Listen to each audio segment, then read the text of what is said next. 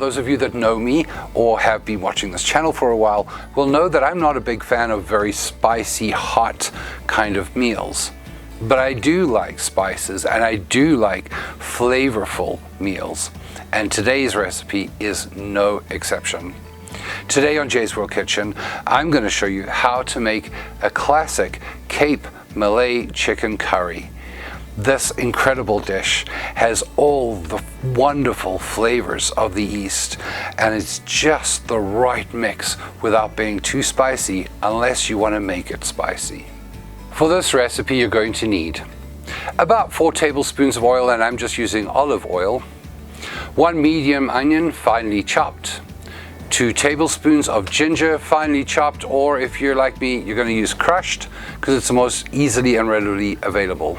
1 teaspoon of red chili flakes, or if you really want to make this a spicy dish, this is where you'd add in hot fresh peppers to taste.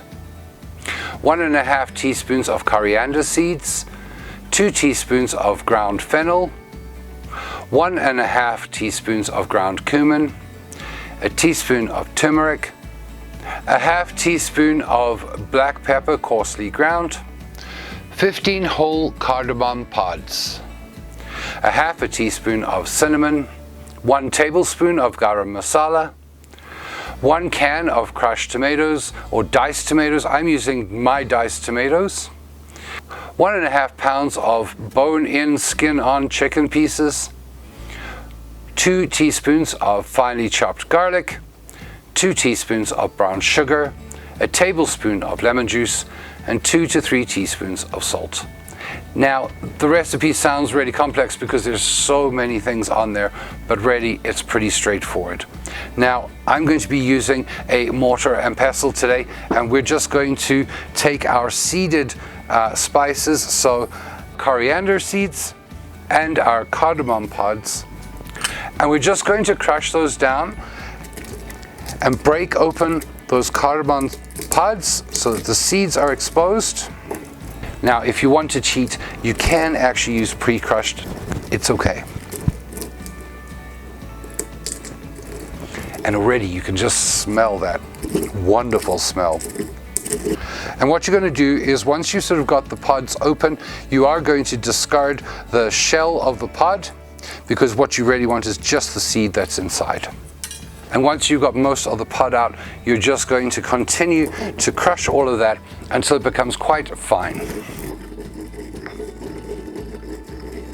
And once it's quite fine, we're going to add in our other dry spices. So in this case, our fennel, our cumin, our turmeric, our black pepper, our cinnamon, and finally our garam masala. If you know anything about any of these spices, you know that they're all very aromatic, and the smell is already incredible. And we're just going to mix those up quite well, blend them all together, and now we're going to set that aside for a moment. Now, we're going to start off in quite a large pot with our oil. Now, keep extra olive oil handy or oil handy, because you might find that you're going to need a little bit more. When you are frying up stuff that's got spices in, quite often they'll just soak up that oil. So you may just want to keep some extra handy. We're going to heat that over quite a high heat, so between medium and very high. When our oil is nice and hot, we're going to add in our onion, our garlic, and our ginger.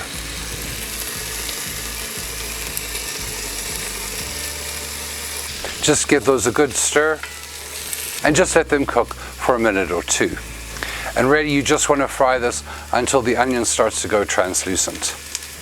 And when it does, we're now going to put in our chili flakes, or again, as I said, if you're going to make this more spicy and you want to put in some fresh hot peppers, this is the time to do it. Mix those in. And now we're going to add in all of our spices that we put together.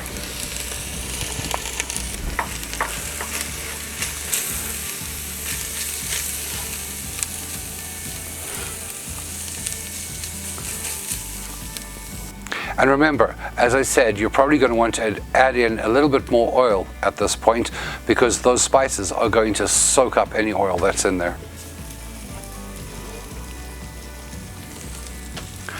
And you just want that to cook for about 2 minutes, not much longer than that. And now we're going to add in our tomatoes.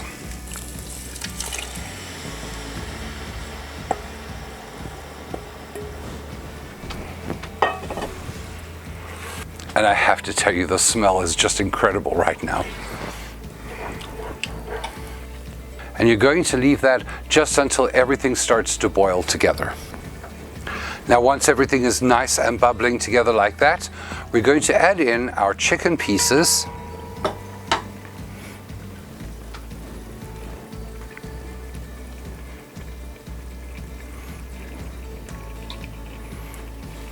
And I'm just using thighs, but really you can use any bone-in, skin-on chicken pieces that you happen to have. And we're going to give those a good stir right into that sauce, making sure that they're completely coated. Now, once that's come up to a boil, we're going to turn our heat down to a medium heat, and we're going to put a lid on that and leave it to simmer for about 20 minutes. And now that that's been sort of simmering for about 20 minutes, we're going to quickly open up the lid. That really does smell wonderful. And we're going to now add in our brown sugar, our salt, and our lemon juice. We're just going to stir that in, making sure it's well mixed in. We want to try and make sure that as much of our chicken is covered by our sauce as possible.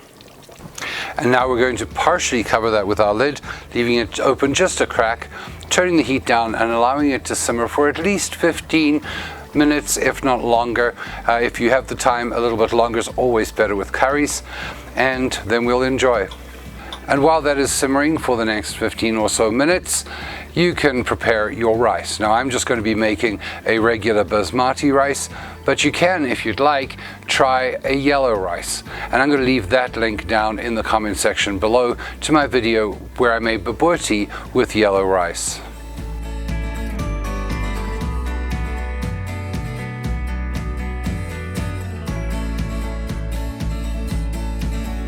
Now, I have to tell you that everything just smells so amazing.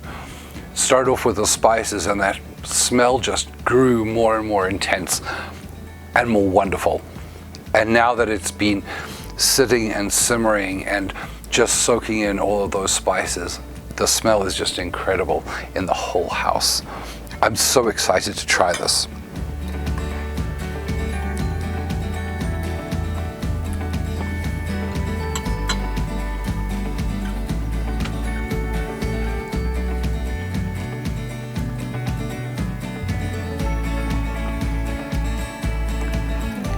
That's phenomenal. You can taste so many of those flavors in there, but none of them are overpowering at all. It's a wonderful medley of incredible spice. And at the very, very end, there's this very, very slight heat to it. But it's not hot, it's not spicy. And again, like I said, you can add in your spice if you really want by putting in hot peppers. But this is incredible. You've got to try this. And if you do, I would love to hear from you in the comment section below how it turned out for you. If you enjoyed this video, please remember to hit that like button, hit that subscribe button if you haven't already, and remember to turn on notifications so that you know when my next video drops. Remember too that you can follow me on all of my social media, and those links are below in the comments section as well.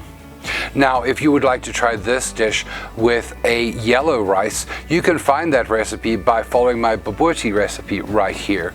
And if you'd like to try some more South African dishes, you can click on this playlist right here. Thank you so much for watching, and until next time, happy eating.